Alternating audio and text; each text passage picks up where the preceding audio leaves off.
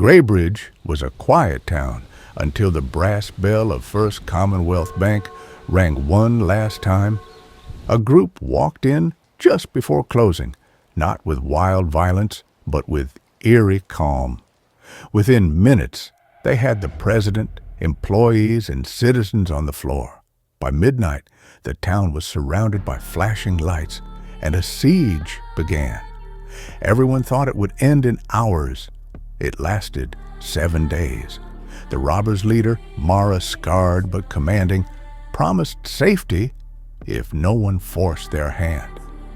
The hostages were treated with measured care, water for the elderly, comfort for the frightened. But this was no ordinary stick-up.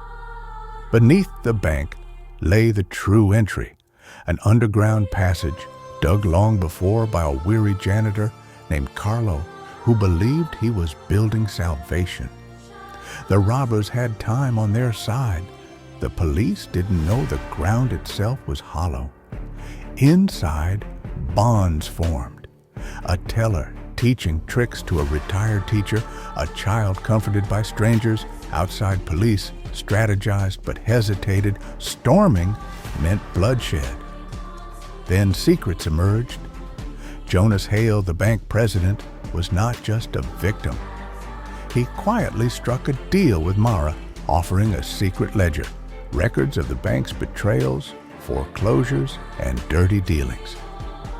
Was this heist really about money, or was it revenge against a system that had already robbed the town blind? On day 5, betrayal cracked the group. Carlo, racked with guilt, sabotaged the tunnel. A panicked escape attempt collapsed part of it. Chaos erupted, a shot fired, blood spilled. The hostages' fragile calm broke. Negotiators begged for patience. SWAT prepared for a storm. Mara tried to hold her crew together, but cracks widened. Trust bled away. On day 6, stretched into night, sobs, whispered prayers, shadows under the floor. The town watched, breathless, while the robbers' plan dissolved from precision into desperation. When the police finally breached on day 7, they didn't find triumphant thieves or neat stacks of cash. They found death, chaos, and survivors broken in ways money could never measure. Carlo lay in the tunnel he had dug. Mara bled, but lived. Jonas Hale walked out with calm hands and his damning ledger. The investigation revealed the cruelest twist. The bank itself had been robbing the town for years, stripping families of homes and hope. The robbers were criminals, yes, but also products of a deeper theft that had been legal all along.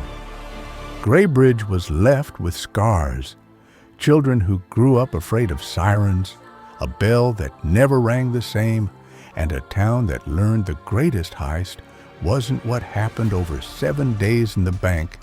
It was what had been happening quietly for decades before.